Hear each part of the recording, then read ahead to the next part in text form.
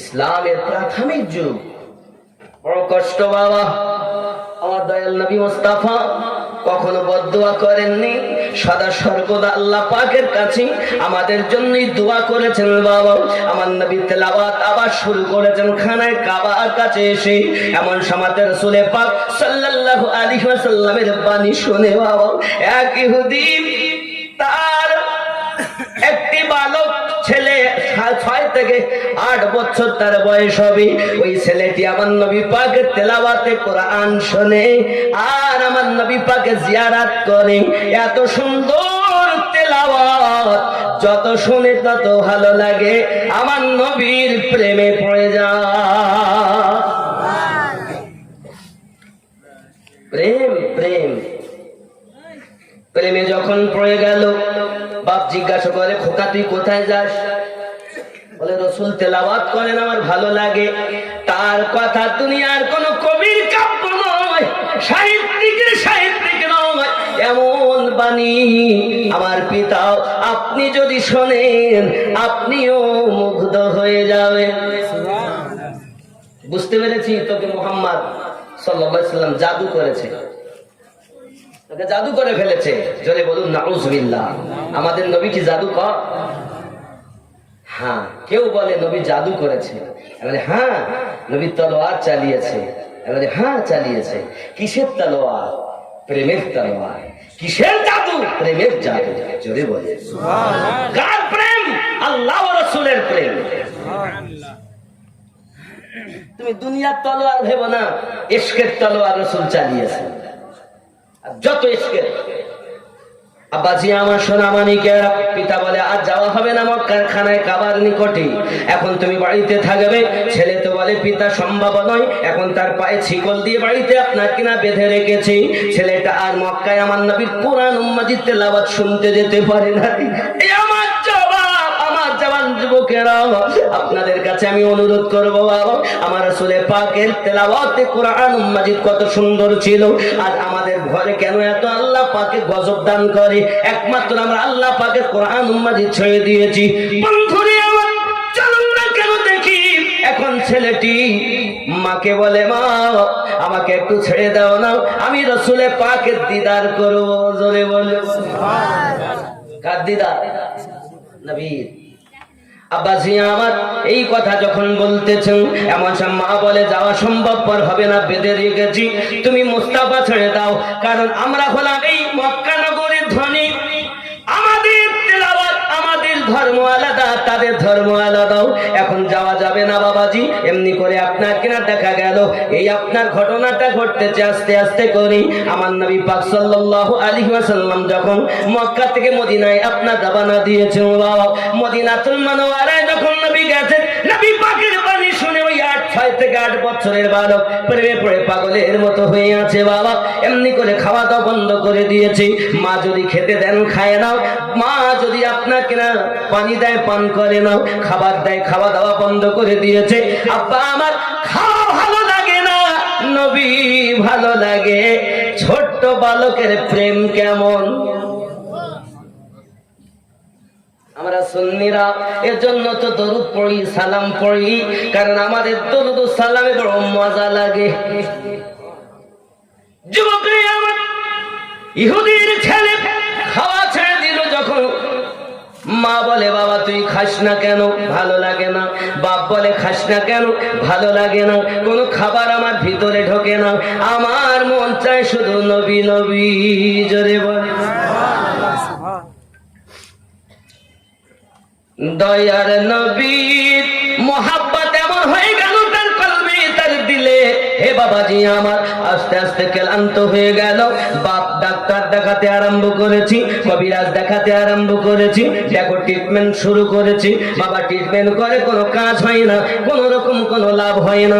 এখন কোনো রকম কোনো কাজ যখন হয় না, দিন দিন ছেলেটা আরো ক্লান্ত হয়ে গেল বাবা।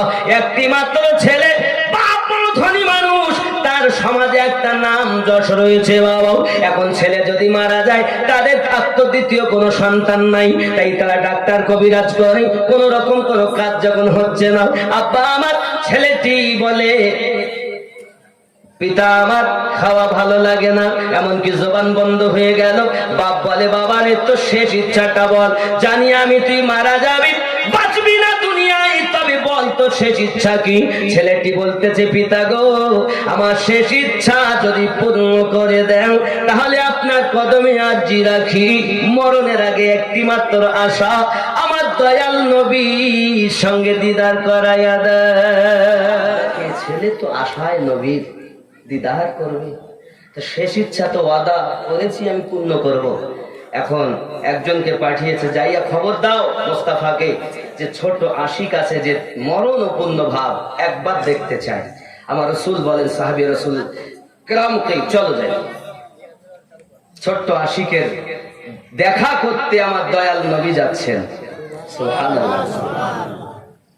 আপনি যদি আশিক হতে পারেন আমার রসুল আপনার ভাঙা ঘরে এসে দিদার দান করবে।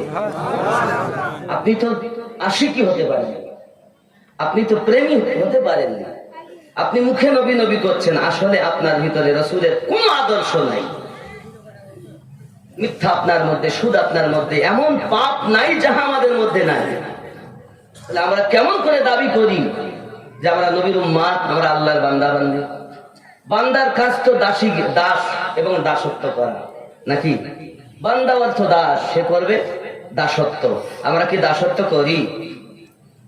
করি? লোক দেখাই, হ্যাঁ বিশাল করি। আব্বাজি আমার দয়ার রসুল টুক টুক টুক টুক করে সাহাবায়ে রসুলদেরকে নিয়ে রওনা দিয়েছেন। যেই না রওনা দিয়ে গেছেন, এমনি সময়তে আপনার ইহুদি হলো আমার নবীজিকে আপনার সম্মান করে বাড়িতে নিয়েছেন। যদি বলুন সুবহানাল্লাহ।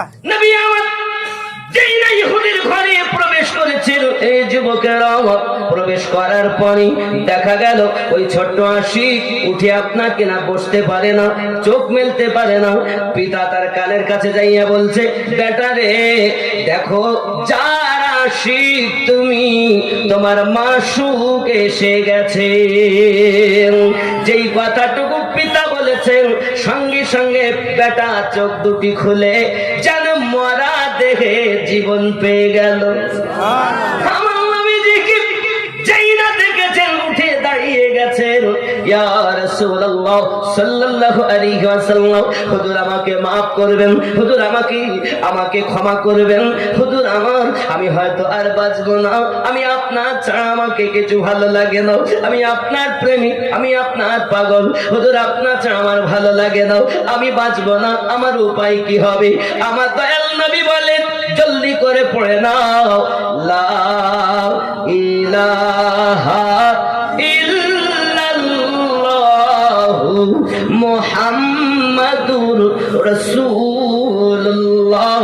সাবিরে আর কাঁদতে হবে না, আমি নবী এই দুনিয়া থেকে আখিরাত পর্যন্ত তোমার জামিন হয়ে গেলাম।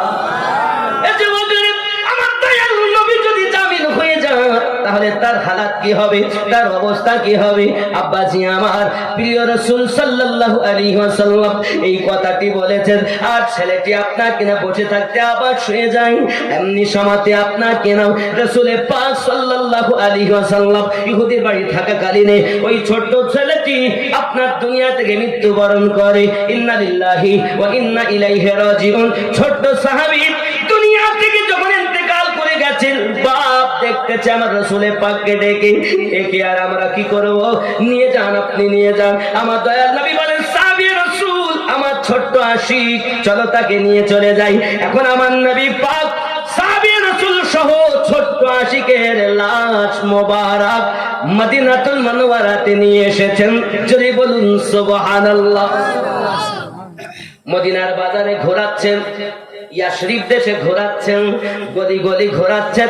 আমার রাসূল বলেন, ভালো করে তাকে ঘোরাও, মদিনার মানুষ যেন দেখে আমার ছোট্ট আশিকের জানাজা বড় ধুমধাম করে উঠবে। ছোট আশিকের জানাজা বড় ধুমধাম করে উঠাতে হবে। আব্বাজি আমার তার জানাজাটা বড় আনন্দের শহীদ সাহাবী রাসূল আপনার মদিনার গলিতে ঘোরাতে লেগেছেন, ঘোরাতে ঘোরাতে ঘোরাতে ঘোরাতে এমন অবস্থা হয়ে গেল যখন আপনার নিয়ে গেছেন দাফন করার জন্য, আমার নবী পাক সাল্লাল্লাহু আলাইহি ওয়াসাল্লাম ডিঙি মেরে মেরে আপনার চলছেন, বারবার পাসিনা মোবারকা নবী আমার মুছতেছেন। সাহাবী রাসূলের আরজি করছেন, হুজুর আপনি ডিঙি মেরে কেন চলতেছেন? ফাঁকা তো এত ময়দান, আপনি ডিঙি মেরে কেন চলতেছেন? বারবার কেন আপনি পাসিনা মোবারকা মুছতেছেন? আমার নবী বলেন, সাহাবী রাসূল আপনারা দেখেন না আমি নবী যাহা দেখি, আপনারা শোনেন না আমি নবী যাহা শুনি। আমার এই ছোট্ট আশিকের জানাজাতে আল্লাহ পাক এত ফেরেশতা পাঠিয়ে দিয়েছেন যে আমি নবী সোজা করে পা ফেলতে পারি না।